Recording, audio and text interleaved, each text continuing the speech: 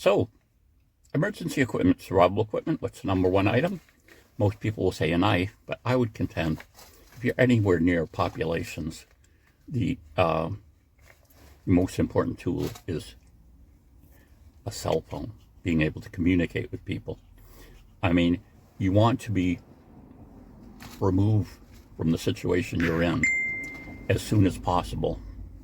And communications is usually the way to do it. Now, there are signal fires and there's different things you can learn about, doing patterns with rocks that can be seen from the sky or signal panels and all of those, they're great. But, like I say, if you are lost somewhere in the U.S., probably your cell phone is going to be the most important thing. And are there areas that cell phones won't cover? Yes, there are. And then you might be able to look at an alternate means of communication. But if you have a cell phone and it dies for power, it's no good. Of course, if you break it, it's no good either. But I would say that one of the number one things you would want is a car charger if you have a car. I mean, it'd be silly to be somewhere in your car, be stranded we're going to get maybe 18 inches of snow tomorrow. I hope it misses us completely. But, there was this couple going to a wedding up in Washington County, never got there. Quite a while later, they found that they had gotten on a back road, logging road, and the quality of the road deteriorated. They got stuck and, they froze to death eventually. Now, I'm not sure if that area would have cell phone coverage or not, but you should have a cell phone. And like I say, you're with the strongest battery you own, most likely, when you're in a car. So not having one of these is kind of stupid. And then, if you go out, you go hiking, you go hunting or whatever, this, I think, is a really important thing too, is a battery backup. Now, this is a smaller one. They have larger ones. But this is a neat size to fit in a pocket, fit in a pack, whatever. And to go with it, I've got this neat little cord gizmo. This actually came from Goodwill, but I'm sure they're sold online a lot too. But the idea is you plug it in, and you basically have the most used connectors. You got the Type-C connector that goes to my phone. We've got the Lightning connector that goes to an iPad I have. Then we have the micro, and I believe one of my headlamps has this. So, there you go.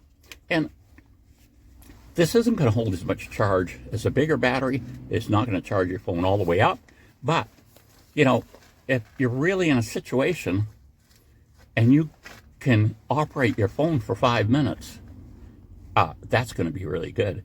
And, you can send your location to someone, an email. Some places you can text 911, but other places you can't. So I don't know how that works. Have to look more into that. You should in your local area, I guess. But you can, I know with Android phones, I'm sure you can with Apples too. Very easy to send your location to someone requesting help. And so I just think with the amount of room it takes, you could put this, I've got an elastic too with that. I would put this together with an elastic that could stick in a pocket. And every once in a while, if I haven't used it, I would take it out, discharge it, use it to charge my phone, then recharge it. That helps them not to have memory effect problems. Now, some batteries aren't as susceptible to that.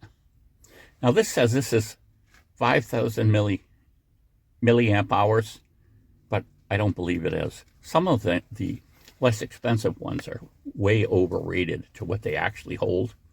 And, but again, getting 5 minutes of your cell phone might be all it takes. And two, say you're in an area where you have no cell phone coverage. Well, if you've been smart enough to put some type of map program on your phone that can access your GPS on your phone and has offline maps, or even just a compass, if you know what you're doing with a compass, having 5 minutes for your cell phone, you could determine the direction you should be going if you're trying to self-rescue, and pick something in the distance that's along that line of travel, according to what your compass heading says, or a map is, and you just turn your phone back off and keep walking.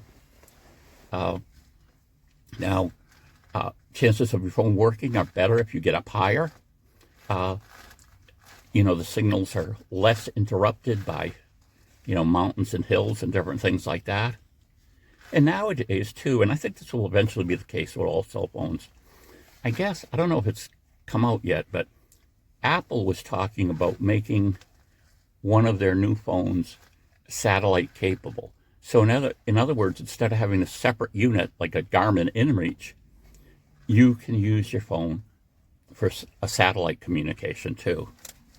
Although part of me says I'd rather have a separate thing, because then if the cell phone goes, I've got that, and if that goes, I have the cell phone. But there we go. I think this cord was $10, and honestly, I can't remember what I paid for this. But you know me, I look for things that are marked down, and I think this was $5. I could be wrong, but there we go. Emergency power mostly for communications, and in a survival situation, you're interested in getting out of it, not doing a bushcraft weekend, because that could be disastrous. As some people I know 2 stories of people that put themselves in survival situations and they died. One was, the person he followed was Bear Grylls. Another one, the person he followed all the time was Survivor Man, Les Stroud. And so both those people had followers who thought, even though they say on the shows, don't ever do this, that put themselves in survival situations like, Bear Grylls and Les Stroud do, and they didn't get out of them. Of course, there's a camera crew with Bear Grylls whenever he went on any of these things, and even though Les Stroud doesn't even admit it to later shows, he has a spot device, which is a GPS device you can ask for help.